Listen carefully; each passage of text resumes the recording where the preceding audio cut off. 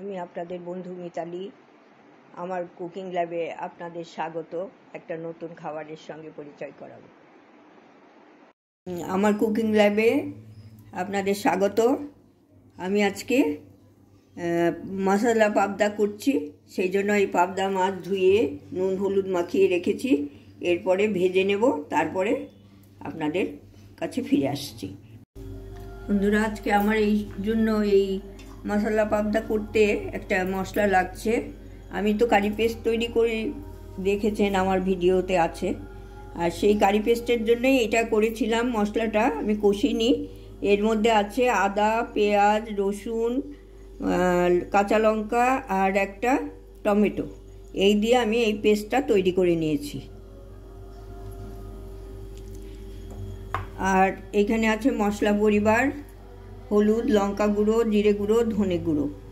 আর এইখানে আছে, এটা হচ্ছে শাহি গরম মশলা, এটা লাগবে। এখানে ফোড়নের জন্য জিরে, তেজপাতা দিয়েছি। আপনারা ইচ্ছে করলে গরম মশলা দিতে পারেন, আমি পরে দেবো তো সেই জন্য দিলাম না। আর নুন আছে। এটা ফোড়নটা দিয়ে দিচ্ছি। ফোড়ন দিয়ে তারপরে আমি একটু, ফোড়নটা এসে গেছে, আমি একটু হলুদ গুঁড়ো দিয়ে দিচ্ছি। তারপরে এই মশলাটা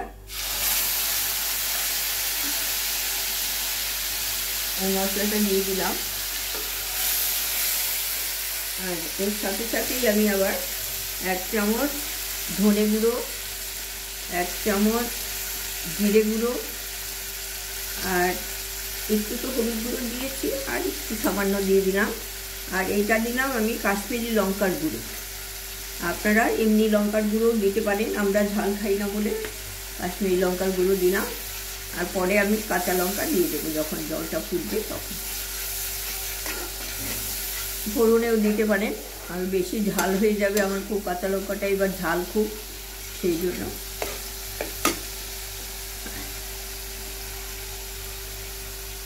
খুব সুন্দর গন্ধ বেরিয়েছে। আপনাদের গন্ধটা দিতে পারছি না, কিন্তু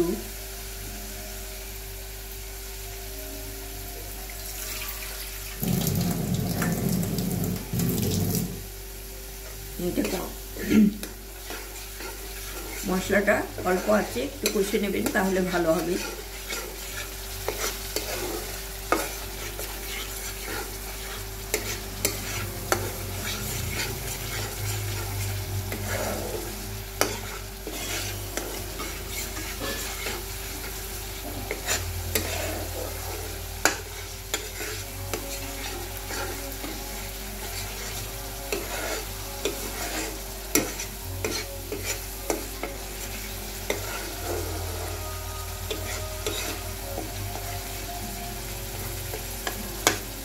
ভেজে দেখেছেন, তেল ছাড়া হয়ে গেছে, তেল ভেসে উঠেছে। এবার আমি সামান্য একটু জল দিয়ে দেব।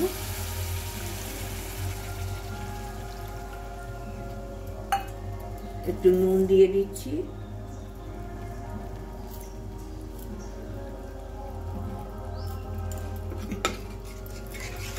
এটা ফুটে উঠলে তারপরে আবার মাছ দিয়ে একটা কাঁচা লঙ্কাও দিয়ে দিলাম, একটু চিড়ে কাঁচা লঙ্কা দিয়ে দিলাম। এবার আমি মাছগুলো এর মধ্যে বসিয়ে দেব। হাত দিয়ে দিচ্ছি, না হলে ভেঙে যাওয়ার ভয় থাকতো।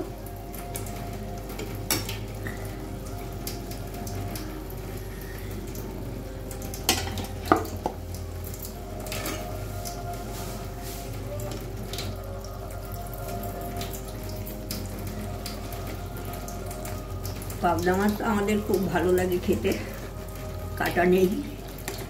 আর এই মশলা পাবদাটা খুব ভালোই হয় খেতে। আপনারা একবার করে দেখবেন, আশা করি ভালো লাগবে।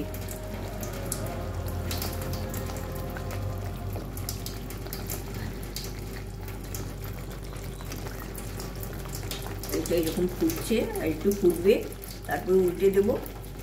তারপরে একটু ঘি, গরম মশলা দিয়ে রেখে দেবো, একটু স্ট্যান্ডিং টাইমে রেখে তারপর পরিবেশন করবো। একটু ফুটবে, না হলে মাছটা সিদ্ধ হবে না তো।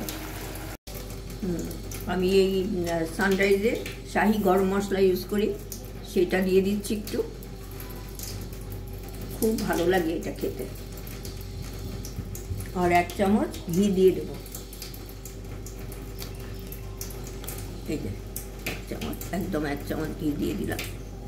ঘি দিয়ে এটা ঢাকা দিয়ে রেখে তারপরে আপনাদের কাছে ফিরে আসছি। পাবদা, মশলা পাবদা হয়ে গেছে, আপনাদের কাছে পরিবেশন করছি। এটা করে দেখবেন কীরকম লাগে। আমার কাছে তো খুবই ভালো লাগে, সেই জন্য আপনাদের সাথে শেয়ার করলাম। এটা ভাত দিয়েও ভাল লাগবে, পোলাও টোলাও দিয়েও ভাল লাগবে, ফ্রাইড রাইসের সাথে ভাল লাগবে। খুবই সুন্দর রেসিপি, আর খুব তাড়াতাড়ি হয়ে যায়, দেখলেনই তো খুব তাড়াতাড়ি হয়ে যায়। ভালো থাকবেন, রেসিপি পুরো ভিডিওটা দেখবেন, লাইক কমেন্ট অ্যান্ড শেয়ার করবেন। Thank you so much.